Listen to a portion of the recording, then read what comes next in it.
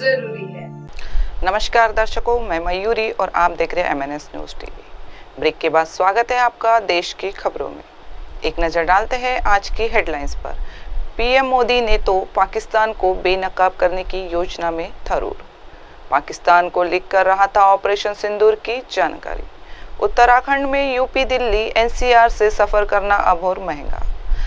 राष्ट्रपति मुर्मू को अपना परिचय पत्र देने वाले थे तुर्की के नए राजदूत। अब खबरें विस्तार से। पीएम मोदी ने तो पाकिस्तान को बेनकाब करने की योजना में थरूर को शामिल करने पर केरल कांग्रेस ने केंद्र सरकार द्वारा अंतर्राष्ट्रीय स्तर पर पाकिस्तान को बेनकाब करने की योजना में शशि थरूर को शामिल करने के प्रस्ताव का स्वागत किया है।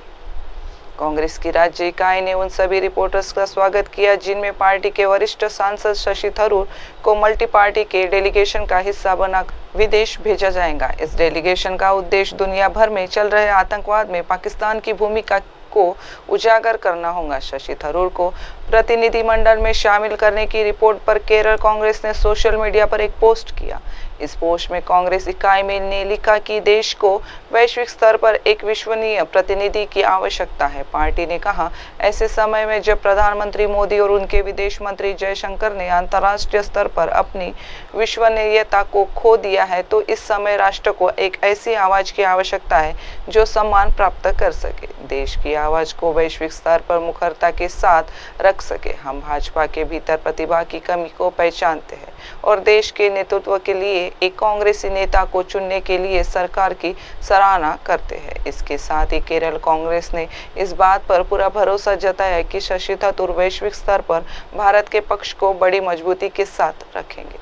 इसके साथ ही वह मोदी सरकार द्वारा की गई पिछली कूटनीतिक भूलों को भी सुधारने में मदद करेगी। कई रिपोर्ट्स के मुताबिक सरकार वैश्विक स्तर पर आतंकवाद में पाकिस्तान की भूमिका को उजागर करने के लिए एक बड़ी कूटनीतिक पहल शुरू करने जा रही है। इस योजना के करीब 40 विपक्षी सांसदों को शामिल किया जाएगा। इन सांसदों को 4 क्षेत्रीय समूहों में बांटा जाएगा। हर ग्रुप में 7 से 8 सांसद शामिल होने की उम्मीद है। यह ग्रुप 22 से 23 मई से शुरू होकर 10 दिन तक चलने वाली इस योजना में हिस्सा लेंगे और 5 देशों का दौरा करेंगे। पीटीआई ने अज्ञात सूत्रों के हवाले से बताया कि इस योजना में कांग्रेस सांसद शशि थरूर, मनीष तिवारी, सलमान खुर्शीद और अमर सिंह से संपर्क किया गया है और उनके भाग लेने की उम्मीद है। भाजपा की तरफ से इसमें अनुराग ठाकुर और अपराजिता सारंगी, इसके अलावा टीएमसी से सुदीप बंडोपाध्याय, जेडीयू से संजय झा,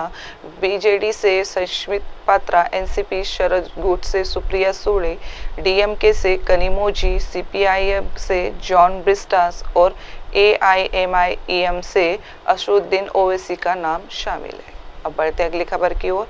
पाकिस्तान को लीक कर रहा था ऑपरेशन सिंदूर की जानकारी उठा ले गई हरियाणा पुलिस।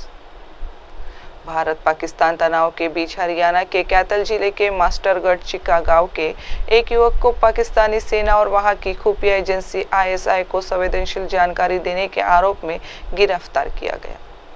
गिरफ्तार युवक की पहचान देवेंद्र सिंह के रूप में हुई है, जिसकी उम्र फिलहाल महज 25 साल है। वह वर्तमान में PG डिप्लोमा का छात्र है। प्रारंभिक पूछताछ में उसने स्वीकार किया है कि वह पाकिस्तान की इंटेलिजेंस से संपर्क में था और भारत पाक तनाव के साथ साथ ऑपरेशन सिंदूर से जुड़ी जानकारियां उन्हें मुहैया कराता था। कैथल के DMC बिरभान ने कहा, हमें खुफिया जानकारी मिली थी कि गांव मास्टरगढ़ चिका निवासी देवेंद्र सिंह पाकिस्तान से संपर्क में है। उसी आधार पर विशेष जासूसी टीम ने उसे गिरफ्तार किया। प्रारंभिक जांच में सामने आया है कि उसने ऑपरेशन सिंदूर संबंधी जानकारियां पाकिस्तान को भेजी। देवेंद्र के पास से बरामद डिजिटल डिवाइस की जांच साइबर पुलिस स्टेशन की टीम कर रही है। अधिकारियों के अनुसार हम मोबाइल फोन, लैपटॉप और अन्य उपकरणों की गहराई से जांच कर रहे हैं। जैसे जैसे तथ्य सामने आएंगे, कानून के अनुसार कार्रवाई की जाएगी। देवेंद्र सिंह पंजाब के कॉलेज में MA का छात्र था। नवंबर 2024 में ननकाना साहिब गुरुद्वारे की यात्रा के दौरान उसकी पाकिस्तानी खुफिया एजेंसी के एजेंटों से मुलाकात हुई थी। तभी से वह उनके संपर्क में था। यह घटना ऐसे समय में सामने आई जब हरियाणा और पंजाब से पाकिस्तान को जानकारी देने के मामलों में तेजी देखी जा रही है। इससे पहले हरियाणा के पानीपत में 24 वर्षीय नोमान इलाकी को संवेदनशील जानकारियां पाकिस्तान भेजने के आरोप में गिरफ्तार किया गया था। पंजाब पुलिस ने भी अमृतसर में सेना से संबंधित ठिकानों की जानकारी पाकिस्तान भेजने के आरोप में पलक शेर मसीह और सूरज मसीह को गिरफ्तार किया था। अब बढ़ते हैं अगली खबर की ओर। उत्तराखंड में यूपी, दिल्ली, एनसीआर से सफर करना अब और महंगा, जानिए कितने फीसदी बढ़ा ग्रीन सेस। उत्तराखंड में प्रवेश करने वाले यूपी, दिल्ली, एनसीआर सहित अन्य राज्यों के गाड़ियों के लिए ग्रीन सेस को बढ़ा दिया गया है। खासकर भारी वाहनों के लिए ग्रीन सेस 8 गुना से ज्यादा बढ़ोतरी का निर्णय लिया गया है, जबकि छोटी गाड़ियों, कारों पर भी ग्रीन सेस को दरों को बढ़ाया गया है। 3 पहिया वाहनों को ग्रीन सेस के दायरे से बाहर कर दिया गया है। कैबिनेट बैठक में परिवहन विभाग की सेस वृद्धि के प्रस्ताव को मंजूरी दी गई है। परिवहन विभाग के सूत्रों के अनुसार 3 पहिया वाहनों के अंतर्राज्यीय स्तर पर आवागमन नहीं के बराबर होता है, इसलिए ग्रीन सेस के दायरे से इन्हें हटा दिया गया है। यूपी, दिल्ली, एनसीआर सहित अन्य राज्यों के वाहनों से ग्रीन सेस वसूली की बातें पिछले काफी समय से चल रहे हैं, लेकिन इसे लागू नहीं किया जा सका। पिछले साल जनवरी 2024 में सरकार ने इसकी दरें लागू कर दी थी, लेकिन सेस वसूलने का सिस्टम तैयार न कर पाने की वजह से अब तक ये धरातल पर लागू नहीं हो पाया। पूर्व में वर्ष 2013-14 के दौरान तत्कालीन परिवहन मंत्री सुरेंद्र राकेश ने चेक पोस्ट स्थापित कराकर हिमाचल की तर्ज पर एंट्री टैक्स की वसूली शुरू कर, लेकिन बाद में यह प्रक्रिया फिर ठप हो गई। परिवहन सचिव ब्रजेश कुमार संत ने बताया कि ग्रीन सेस वसूली के सिस्टम को अंतिम रूप दिया जा रहा है। सूत्र के अनुसार एक निजी कंपनी को सेस वसूली की जिम्मेदारी देने का निर्णय किया गया है। अब तक भारी वाहन की श्रेणी के लिए एक मुश्त 80 रुपये शुल्क तय था। अब इसे अलग अलग श्रेणियों में से बांट दिया गया है। 6 से 7 धुरे वाले ट्रक को 700 रुपये और सामान्य ट्रक बस को ग्रीन सेस के रुपये 400 रुपये देने होंगे। अब तक इन पर राज्यों में एंट्री पर 40 रुपये शुल्क लागू था, इसी बढ़ाकर 120 रुपये कर दिया गया है। अब बढ़ते अगली खबर की ओर। राष्ट्रपति मुर्मू को अपना परिचय पत्र देने वाले थे तुर्की के नए राजदूत, भारत ने अनिश्चितकाल के लिए टाला। विदेश मंत्रालय ने गुरुवार को राष्ट्रपति भवन में होने वाले उस कार्यक्रम को अनिश्चितकाल के लिए टाल दिया, जिसमें तुर्की के नवनियुक्त राजदूत अली मुराद एरसोय को भारत की राष्ट्रपति को अपना लेटर ऑफ क्रेडेंस सौंपना था।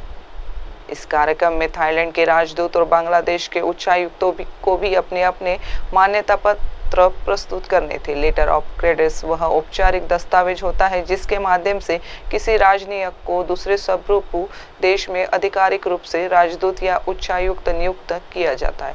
विदेश मंत्रालय ने कहा, राष्ट्रपति भवन में आज गुरुवार होने वाला परिचय पत्र समारोह कार्यक्रम संबंधी समस्याओं के कारण स्थगित कर दिया गया है। हालांकि इसमें उन राजदूतों का उल्लेख नहीं किया गया था जिन्हें परिचय पत्र प्रस्तुत करना था।